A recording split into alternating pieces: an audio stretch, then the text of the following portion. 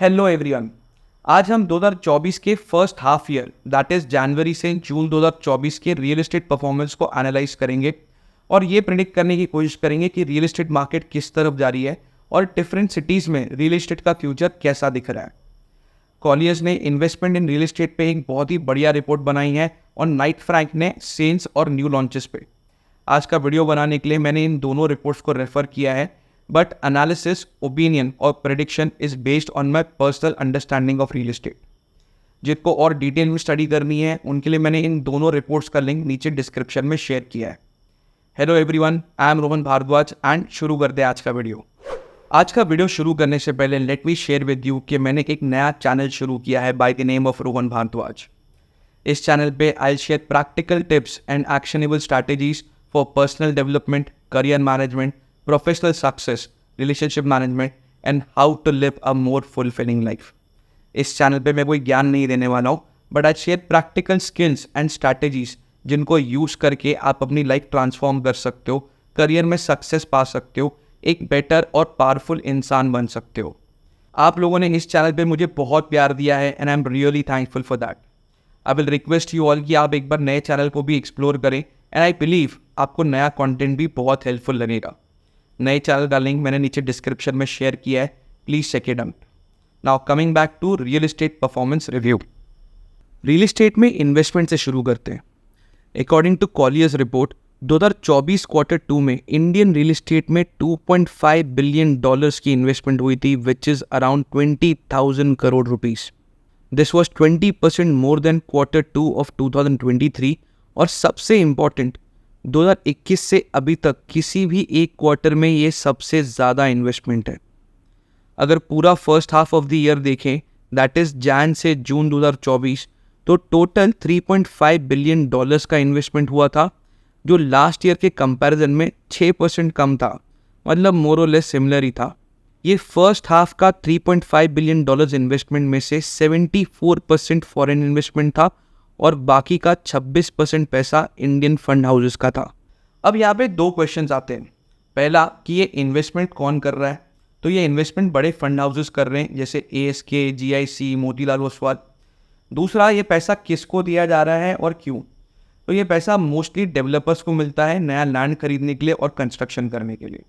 अब इस डेटा को देख के ये समझ आता है कि इन्वेस्टर्स फॉरेन और इंडियन दोनों ही इंडियन रियल एस्टेट मार्केट को लेके काफ़ी बुलिश है और इसीलिए इन्वेस्टमेंट लास्ट ईयर के कंपैरिजन में मोर और लेस सिमिलर ही हुआ है। प्लस फॉरेन इन्वेस्टर्स बहुत ज़्यादा बुलिश है इंडियन मार्केट को लेके और इसीलिए उन्होंने इतना सारा पैसा इन्वेस्ट किया है। अब ये बहुत ही इंटरेस्टिंग है क्योंकि क्वार्टर 1 ऑफ 2024 में फॉरेन इन्वेस्टमेंट 55% से गिरा था एज कम्पेयर टू क्वार्टर 1 2023। इसका मतलब ये है कि क्वार्टर 1 में फॉरेन इन्वेस्टर्स थोड़े से डाउटफुल थे, वो कश्मकश में थी कि क्या इंडियन मार्केट में इन्वेस्ट करना चाहिए, बट अब वो काफ़ी कॉन्फिडेंट है कि इंडियन मार्केट अच्छा ग्रो करेगी और इसीलिए वो पैसा इन्वेस्ट कर रहे हैं। अब क्वेश्चन आता है कि ये इन्वेस्टमेंट हो कहाँ रहा है। क्वार्टर 2 ऑफ 2024 में इंडस्ट्रियल एंड वेयर हाउसिंग में सबसे ज़्यादा इन्वेस्टमेंट हुई है, जो है 61% of the total investment in quarter 2। इसके बाद रेजिडेंशियल सेगमेंट में 24% इन्वेस्टमेंट हुई है और ऑफिस स्पेस में 12% और बाकी का मिक्स्ड यूज डेवलपमेंट में। अगर पूरा हाफ ईयर के नंबर्स देखे जाएं तो सबसे ज़्यादा इन्वेस्टमेंट इंडस्ट्रियल और वेयर हाउसिंग में हुई है, विच इज़ 48.5%। इसके बाद ऑफिस स्पेस में which is around 26%, followed by residential segment which is around 20%। अगर ग्रोथ की बात करें तो रेजिडेंशियल सेगमेंट में लास्ट ईयर के कंपैरिजन में 49% ज़्यादा इन्वेस्टमेंट आया है और ऑफिस स्पेस में 68% इन्वेस्टमेंट कम हुआ है। इस डेटा का मतलब है कि इन्वेस्टर्स की पहली पसंद इंडस्ट्रियल और वेयर हाउसिंग है। इन्वेस्टर्स को लगता है कि इंडियन रेजिडेंशियल मार्केट में अभी और बहुत स्कोप है, ग्रोथ होनी बाकी है और इसीलिए वो अपना इन्वेस्टमेंट बढ़ा रहे हैं।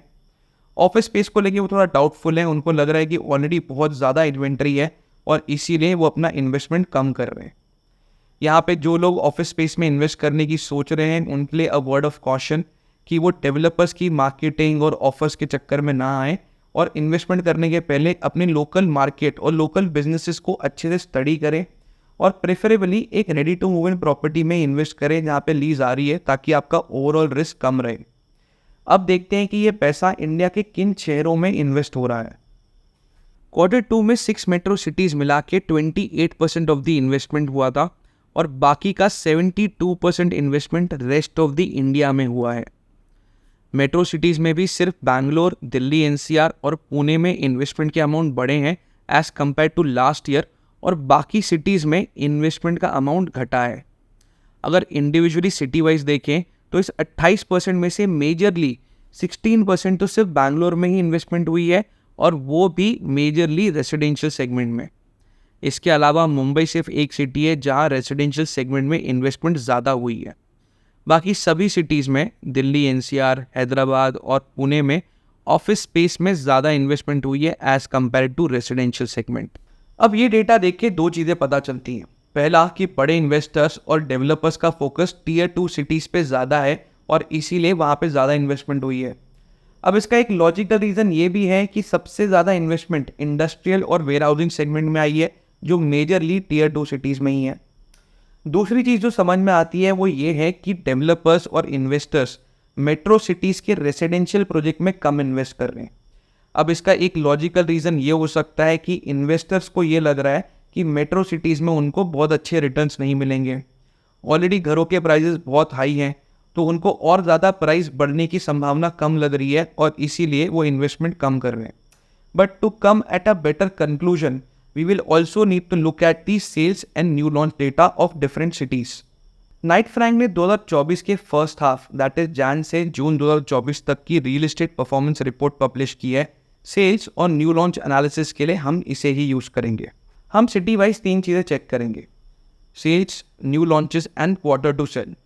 क्वार्टर टू सेल का मतलब ये है कि अगर आज के बाद में कोई भी नया प्रोजेक्ट लॉन्च नहीं हुआ तो एग्जिस्टिंग इन्वेंट्री को पूरी तरह बेचने में कितना टाइम लगेगा। अब क्वार्टर टू सेल का नंबर अगर बहुत बड़ा है या फिर ये कंटिन्यूसली बढ़ता जा रहा है तो इसका मतलब ये है कि मार्केट में डिमांड कम हो रही है या फिर नंबर ऑफ प्रोजेक्ट्स बहुत ज़्यादा लॉन्च हो रहे हैं। जब भी बहुत ज़्यादा इन्वेंट्री आ जाएगी मार्केट में या फिर डिमांड कम हो जाएगी तो property price growth rate slow हो जाएगा और एक टाइम के बाद स्लो डाउन आ जाएगा। अब ये तीनों फिगर्स को सिटी वाइज देखते हैं। मुंबई से शुरू करते हैं। 2023 में number of new launches Mumbai में सेल्स से ज़्यादा थे। डेवलपर्स ने इस साल न्यू लॉन्चेस कम कर दिए हैं और सडनली इस साल सेल्स 16% से बढ़ गए हैं।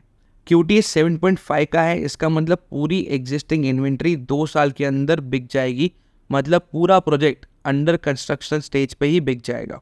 तो मुंबई मार्केट फिलहाल स्टेबल दिख रही है। जितने प्रोजेक्ट्स लॉन्च हो रहे हैं मोरलेस उतने ही सेल्स हैं। इसका मतलब मुंबई में प्राइस ग्रोथ स्टेबल रहेगी। अगर NCR देखें तो it is the only market जहां सेल्स थोड़े से गिरे हैं। इन्वेंट्री भी बहुत ज़्यादा नहीं है, मतलब मार्केट अभी तो स्टेबल है। बट क्योंकि सेल्स कम हो रहे हैं तो बिल्डर्स पे प्रेशर रहेगा और एक्सपेक्ट कर सकते हैं कि प्राइस ग्रोथ स्लो रहेगी और बिल्डर्स इंटरेस्टिंग ऑफर्स लेके आएंगे। अगले 2 क्वार्टर्स यहाँ पे देखने वाले होंगे। अगर सेल्स और गिरे तो मार्केट में स्लो डाउन भी आ सकता है। बैंगलोर में दोनों सालों में 2023 और 2024 में न्यू लॉन्चेस सेल्स से कम रहे हैं। QTS 3.8 पे है, मतलब प्रोजेक्ट लॉन्च होते ही 1 साल के अंदर पूरा बिक जाएगा। डेवलपर्स इस सिचुएशन का फ़ायदा उठाने की कोशिश करेंगे एंड प्राइजेस और ज़्यादा बढ़ सकते हैं। जैसे हमने पहले देखा था, इंस्टीट्यूशनल इन्वेस्टर्स भी बैंगलोर के रेसिडेंशियल रियल एस्टेट को लेके बुलिश हैं और इसीलिए सबसे ज़्यादा इन्वेस्टमेंट बैंगलोर में ही हुई है।